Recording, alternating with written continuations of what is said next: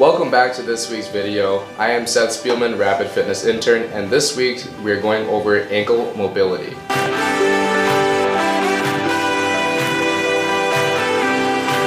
So starting off with ankle mobility, there is a quick test that we can run for the ankle to test how far you can lean. The screening test we are going to do is a 5-inch wall screening test.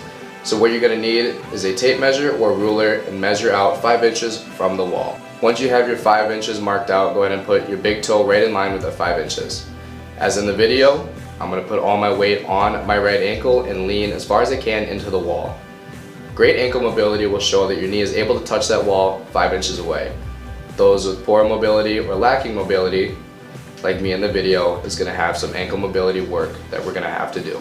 So for the first correction for ankle mobility, we're going to do a box ankle lean. So what you're going to need is a box or an elevated step stool or bench that you can bring your leg upon. After you have acquired an elevated surface, go ahead and put one of your ankles on the box. Once your ankle is on that box, you can go ahead and lean on that ankle and hold that position for 5 to 10 seconds, come back off and lean back into it, or you can go with a rocking motion where you're shifting your weight forward and then shifting your weight backward again. Go ahead and repeat this motion on your left ankle as well, or your other ankle, depending on what side you started with. The next correction we're going to go in with is a goblet squat with an ankle lean.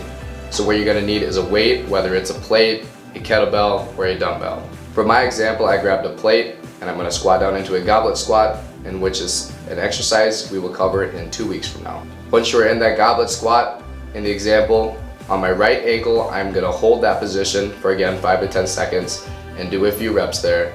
And on the other side, my left ankle, I'm going to show that you can do the rocking motion as well. Decide whether rocking or holding that position for your ankle feels better for you. Another mobility correction we can do is a banded distraction for the ankle. What you're going to need is an elevated surface that's not too big, such as a plate, and you're also going to need a resistance band with tough resistance. Once you have acquired a band, go ahead and wrap it around a pole or a rig if you are in a weight room. The next thing is get that plate that you have and place it far enough away so you can walk out to that plate where there's enough tension around your ankle. Keep in mind that you want the band placed just below the crease on the front side of that ankle. After you have that band placed, go ahead and rock on that side of the body. So in the example, I'm using my right ankle, so I'm going to shift all my body weight onto that right leg. Go ahead and repeat this motion for a few sets. If you're rocking, shoot for 10 reps, 10 to 20. If you're going to hold the position, shoot for 3 sets, 10 reps for about 5 to 10 seconds apiece. Go ahead and repeat the same motion on the other ankle as well. So on the flip side, we need to work the back side of our lower leg. There we're going to have our calf muscle and another muscle there called the soleus, both of which are going to help with elevating that heel. The first stretch we're going to do is a foam rolling stretch. So what you're going to need is a foam roller for your calves. Once you have acquired a foam roller, go ahead and put one calf on that roller, and just like the video, go ahead and rock your body back and forth very slowly on that roller. There are 2 ways you can do this. You can put one, just your leg on the foam roller and rock back and forth that way. Again, keep in mind to go very slow. And the other way is you can stack the other free leg on top of the leg that is on the foam roller to get extra resistance on top of that leg.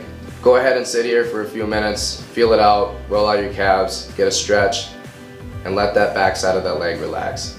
After we have finished rolling out our calf here, the next step we're going to do is either a slant board stretch or weighted plate stretch. So if you have access to a slant board, this is going to work great. Go ahead and put it up to a higher elevation.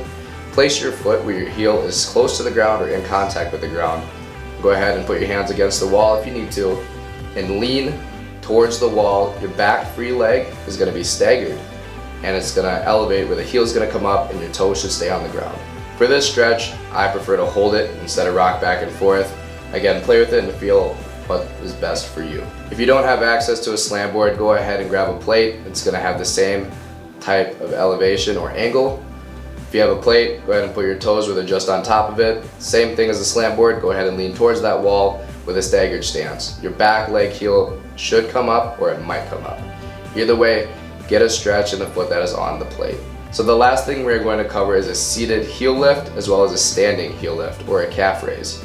So in this clip here, this is a seated heel raise. What this is going to work is a muscle called the soleus, which assists in helping you standing up. So what you're going to need is a dumbbell or a kettlebell.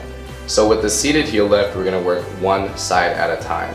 So in this video here, I'm using a kettlebell and I'm grasping it and placing it on top of my right leg. Should be positioned right on top or towards you of that kneecap. Once the weight is in position, go ahead and lift or elevate that heel as far as you can. Your calf muscles will start feeling a contraction. Once you feel that, hold that for about a second or two. Go ahead and drop it back down gently and repeat this motion for about 10 reps. Once you have done 10 reps on one leg, go ahead and swap the weight to the other side and repeat the same motion. And go ahead and do this for 1 set, 2 or 3 or however many you need to feel that stretch. The last thing we are going to do is a standing calf raise or a standing heel raise. So if you need, go ahead and line yourself up with a wall where your hand can help balance yourself. In the video here, I'm working my right calf, so I'm going to have the weight in my right hand as well. So again, if needed, with that free hand, put it against the wall for balance, and the side that has the weight, keep it on the side of your leg you're working. Once you are standing, go ahead and elevate that heel, raise it up as high as you can. Again, your calf muscle is going to contract, and that is what we need.